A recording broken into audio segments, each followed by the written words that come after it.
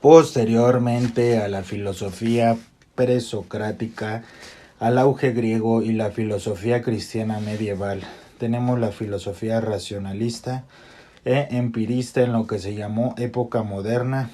Comenzamos con el racionalismo de René Descartes, estudioso de las humanidades, ciencias y filosofía escolástica, creador de la geometría analítica con obras célebres como Discurso del método, Meditaciones metafísicas, Principios de filosofía y Tratado de las pasiones del alma.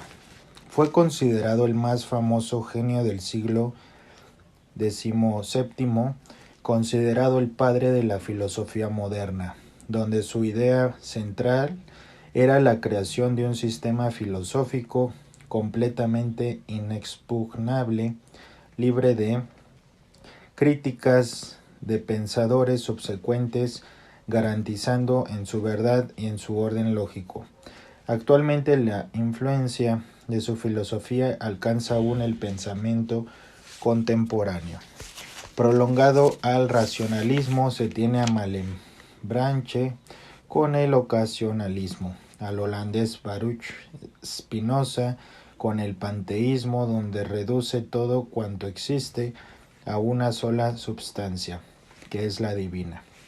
Finalmente se tiene al filósofo alemán racionalista Guillermo Leibniz, con la teoría de las monadas, donde la realidad entera es entendida como substancias psíquicas y dinámicas inmateriales, individuales, indivisibles, simples y sin comunicación con el exterior. Posteriormente se tiene la filosofía empirista en Inglaterra, en donde florece el empirismo hasta nuestros días, iniciando con Francis Bacon, que se dedicó al estudio de las leyes y llegó a ocupar puestos de importancia durante el reinado de Jaime I en Inglaterra. Su obra fundamental es la Instauratio Magna Scientiarum, la gran instauración de las ciencias. Posteriormente a eso realizó la Novum Organum, que atacaba al pensamiento de Aristóteles. En efecto, la idea central de Bacon es la crítica contra el silogismo y la apología de la inducción.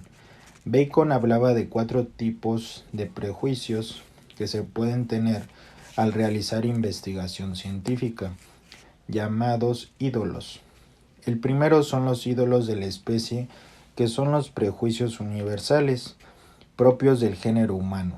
La segunda son los ídolos de la caverna, en recuerdo al mito de la caverna de Platón, que lo denomina así a los prejuicios debido al temperamento, carácter y gustos personales de cada uno. El hombre se encierra en su propia caverna y deforma la realidad de las cosas. Se tiene también un tercer prejuicio llamado ídolos del foro, consistente en el prejuicio en el abuso del lenguaje frente a las masas. Los oradores, los demagogos y ciertos líderes conocen cómo embobar a las multitudes y dejarlas satisfechas.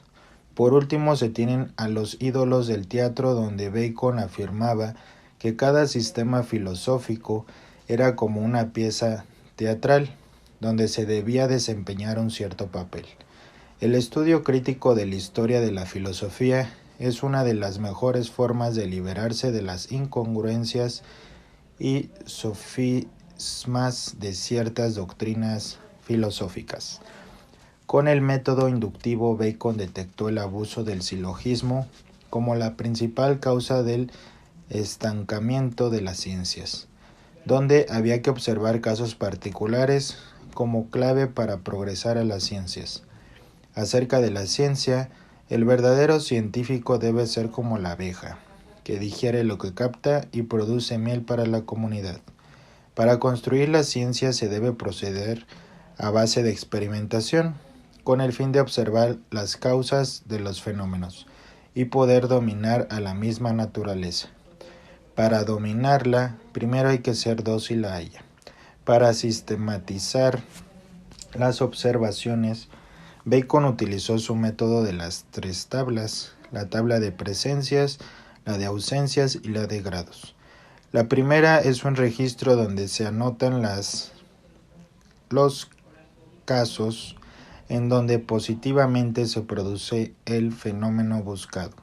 En la segunda lista de ausencias se anotan los casos en donde no se produce, y en la última se registran las variaciones cuantitativas del fenómeno. Por ejemplo, se colecciona y anota los casos en donde ciertos reactivos aniquilan un virus. Enseguida se anotan los casos de los reactivos y las circunstancias que no aniquilan, y por último se anotan las variaciones de dosis que afectan a dicho virus. De esta manera se podría encontrar el antídoto y la medicina.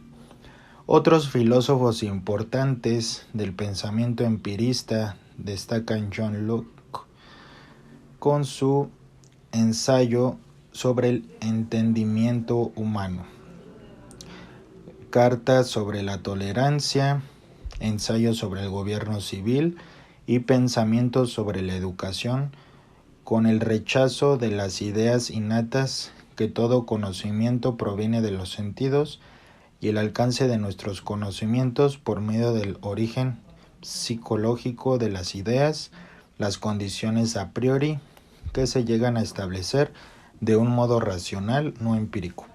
Por su parte, el inmaterialismo de George Berkeley está en íntima conexión con estas teorías. Berkeley era un obispo anglicano y su intento fue siempre el resguardo de la fe y la lucha contra el ateísmo, donde su obra principal fue el Tratado sobre los principios del conocimiento humano. Sostuvo que existir es lo mismo que percibir o ser percibido. Y, finalmente, David Hume, que llevó al empirismo hasta sus últimas consecuencias. Sus obras principales fueron el Tratado de la Naturaleza Humana y la investigación sobre el entendimiento humano. Hume no niega la existencia de Dios, pues su conclusión lógica es que el dato sensible no nos da base para afirmarlo, ni tampoco para negarlo. Esa postura se llamó agnosticismo. Hume también criticó el principio de la causalidad, donde estamos acostumbrados a asociar el primer fenómeno con el segundo, llamando causa a uno y efecto al otro.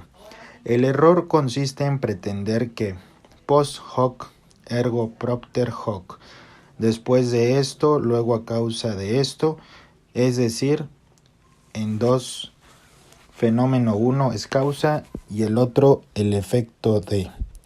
Gracias.